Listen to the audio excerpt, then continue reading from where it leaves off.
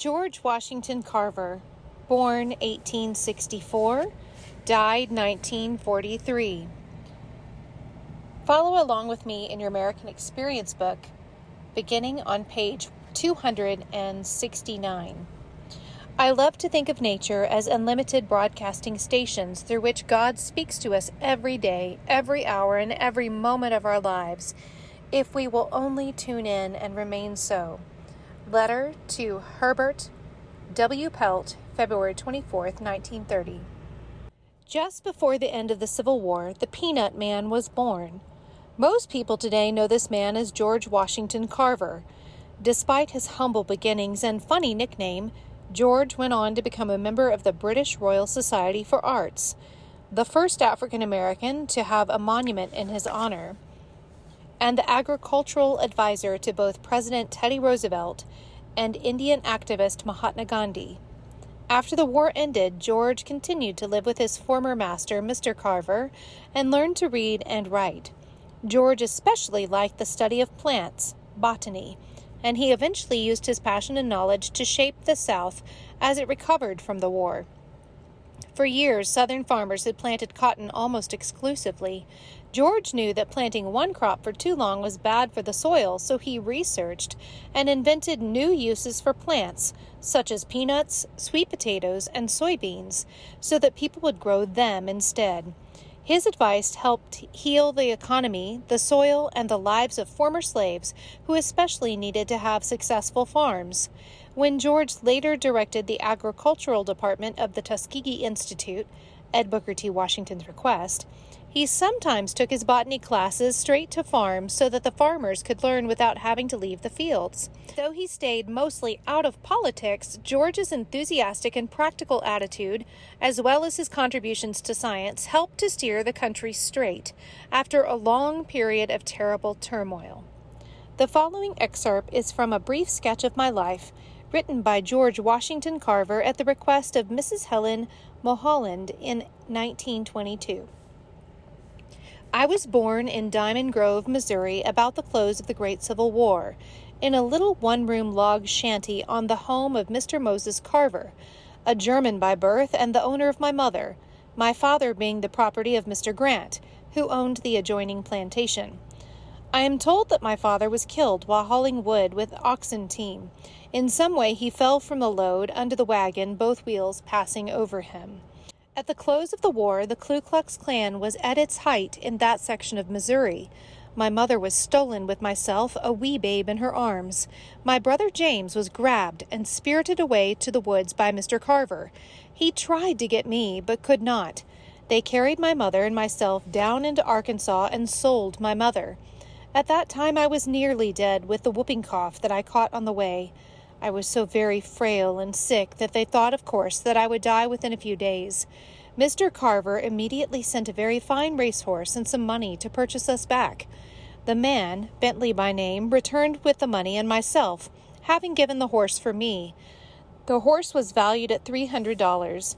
Every effort was made to find my mother, but to no avail. In the meantime, my only two sisters died and were buried.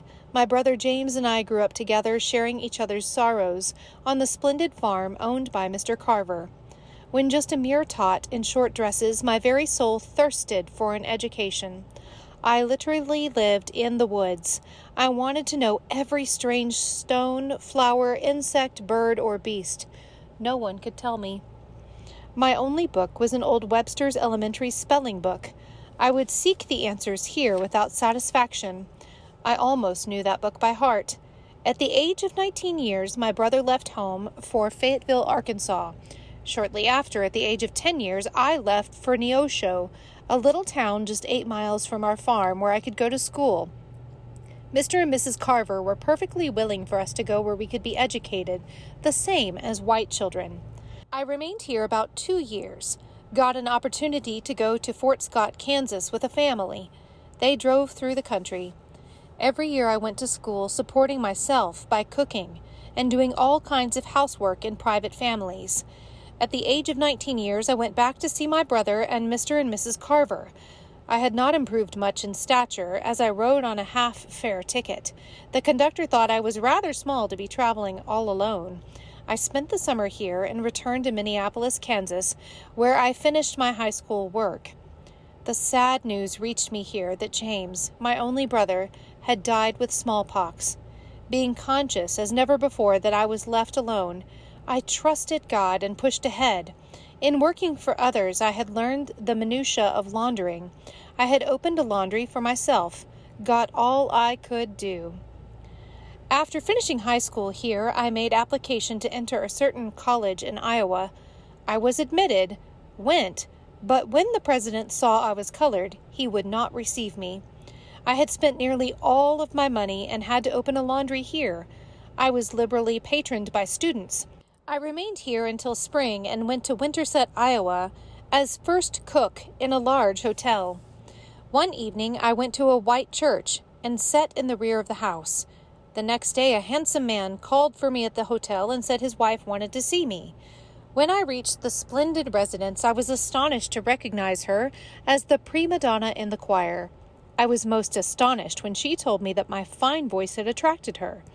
I had to sing quite a number of pieces for her and agreed to come to her house at least once a week. And from that time till now, Mr. and Mrs. Mulholland have been my warmest and most helpful friends. I cooked at this hotel for some time, then opened a laundry for myself.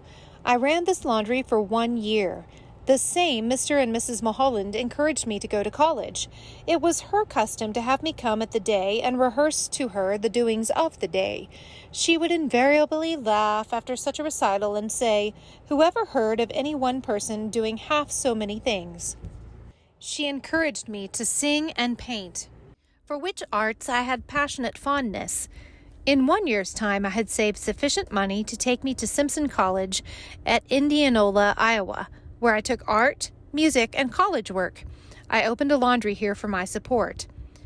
After all my matriculation fees had been paid, I had 10 cents worth of cornmeal, and the 5 cents I spent for beef suey. I lived on these 2 things 1 whole week. It took that long for the people to learn that I wanted clothes to wash. After that week, I had many friends and plenty of work. I would never allow anyone to give me money, no difference how badly I needed it. I wanted literally to earn my living. I remained here for 3 years, then entered the Iowa State College at Ames, Iowa, where I pursued my agricultural work, taking 2 degrees, bachelor and master's.